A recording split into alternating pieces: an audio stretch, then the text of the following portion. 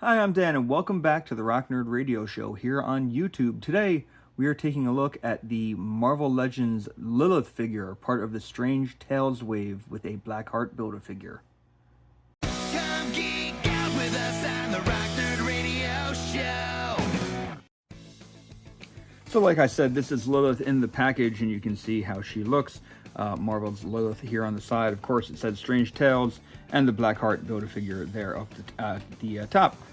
Over on the side, we do have some Lilith art, as well as a bio right there on the back, and the rest of the figures in the wave.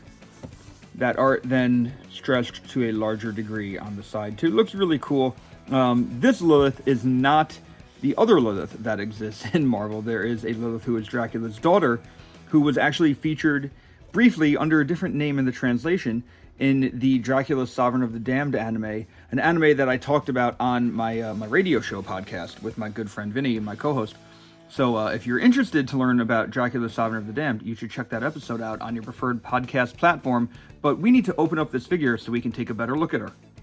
So here's Lilith outside of her packaging, but of course, because she comes with a Blackheart Build-A-Figure piece, namely his right arm, we're going to connect that to Blackheart, who is almost complete, just like we've been doing. I've been building him slowly on camera, so just going to stick that joint in there.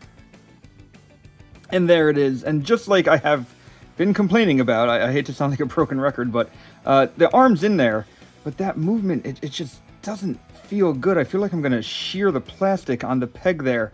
I really am worried. I haven't watched any Blackheart reviews myself, so I don't know if other people have expressed this. I think I need to before I fully review this guy, but it does make me worry that his joints are not going to hold up over time. But he's starting to look more complete and some pretty cool. The both hands do have alternate hands, so we'll look at everything when we fully review Blackheart in a couple videos, because we only have one figure left after this. But let's look at Lilith as she comes out of the packaging, and she is definitely missing some stuff. So even though I don't normally do this first, I'm going to do her accessories first today. Just to say it, of course, this figure will run you about $25, $24.99, whatever that price is.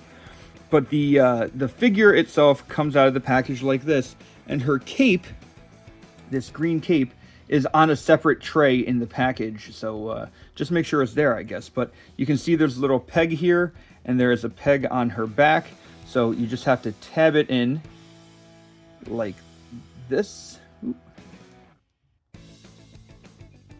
We're gonna press it in. There you go. Just a little bit of pressure, it pops in, and then it does have a little bit of movement to it, so you can have it moving if you want. But the other accessories that Lilith has is, of course, just two open, hands. Pretty good for a magical, mother of demons.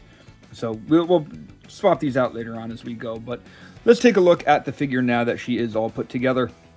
So we'll start with the head, and I really like the way that the eye makeup is done. Of course, she has that bizarre kind of demon-y head that comes to like a big pointy crest with the, hair, smoke, whatever this is, flowing off it. And I like that it is very dark up here, but then as it goes over her head, it does take shape, but it's almost like smoky kind of black gray plastic. It's not 100% translucent, but it's not fully dark, so there is some light being able to escape through it, which I think makes her look very unique and very different. But of course, going back to the head again, we have the eyes painted very nicely, and like I said, the marks around the eyes looking good. She has these big green earrings hanging down that look very nice. She has the collar painted, which I guess is supposed to act as like a hold for this fishnet webbing detail on her. Going down to the body, of course, I guess her skin is exposed here. And I don't know if mine's painted crooked or what, but I kind of have a hard time lining this up, the white, so that it continues to flow without breaking. Of course, the second you move the figure, that design is broken. But I was kind of having trouble getting it to pose. Now it actually looks kind of good, but I still feel like one shoulder is higher than the other when I pose it like this, so maybe it's not as centered as I was maybe hoping. But looking at the arms, you can see that fishnet detailing continues down each arm, down to the glove cuff there. That is on each arm, so you can see it starts out just purple, then it gets darker because of that fishnet detailing. Going down to the body. You know, just kind of like we said, we have the point here at, you know, above her stomach, and then the white here having this fishnet detailing again. And this is painted, it's not molded, so it is, you know, just flush if you touch it. Bringing up to the silver boots, and I like the way that these boots look, going all the way down, you know, just the silver detail, looking very nice with that silver paint. And of course the cape, just, you know, the green cape flowing behind her. It is an interesting mix of colors that I feel ends up looking pretty good when all is said and done. In terms of articulation for this figure, we have the head is on a ball joint here, which is on a disc as well, so you can get some pretty extreme down, and the ball joint will bend back, but because of the hair, you know, you don't want to bend this piece off, so that's about as far up as I can get her to look, which, you know, is probably all I would ever really need. But looks good. I believe this is the Shriek body, because when we get to the arms, we do have arms that rotate all the way around. They're going to move out about that far. We have movement right here at the bicep, and then we have double jointed elbows. So, you know, pinless double jointed elbows. I believe Shriek has that, so that looks great. These hands will twist and they will do the in and out bend.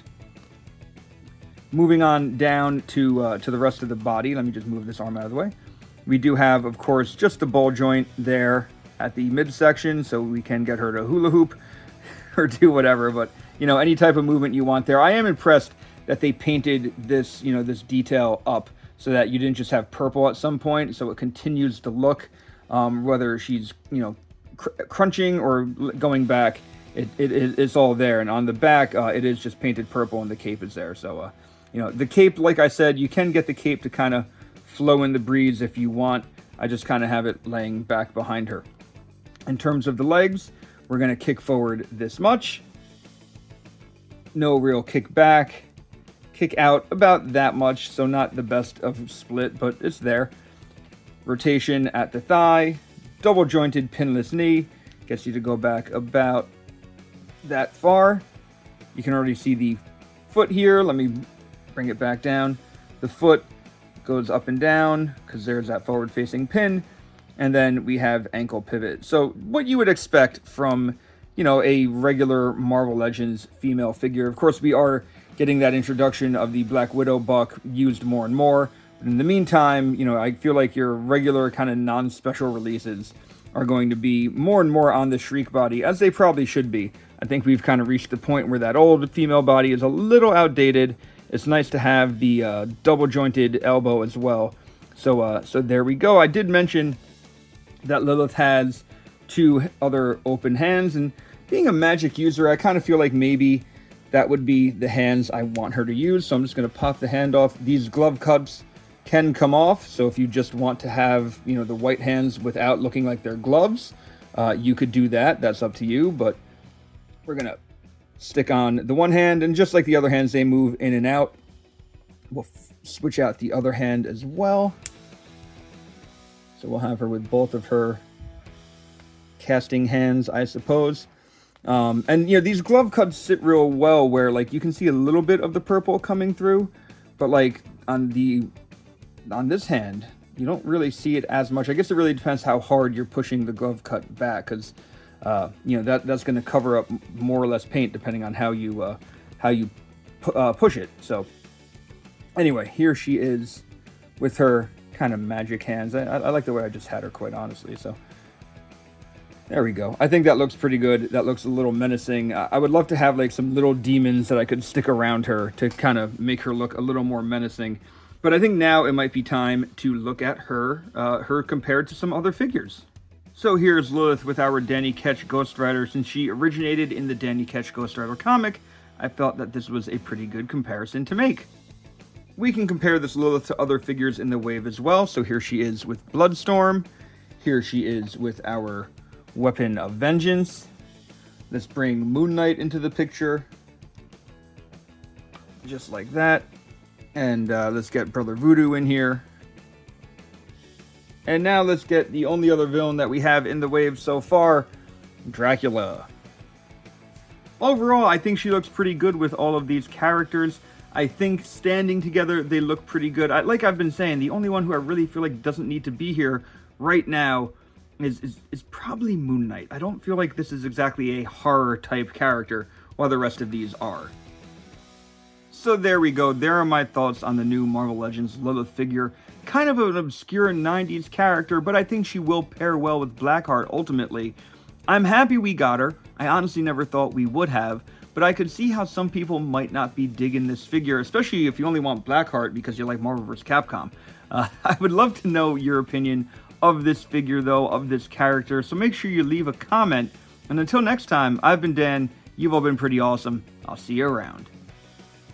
Hey, thanks for checking out this video. I really appreciate it. If you want to leave a like or a comment, down below underneath this video, it goes a long way to help out the channel. You know what also helps? Subscribing. That goes a long, long way. So I would really appreciate if you subscribe to the channel. You can also check out the Rock Nerd Radio Show podcast on your preferred podcast platform. It is a weekly podcast hosted by myself and my good friend Vinny. Together we discuss all different types of pop culture, whether it be comics, music, TV shows, movies, or collectibles. So check that out, once again, wherever you're going to get your podcasts. And you can also follow the Rock Nerd Radio Show on Instagram. That is the best place to interact with me. I would love it if you gave it a follow. So thanks for checking out this video. Until next time, I've been Dan. You've been pretty awesome, and I'll see you around. Come get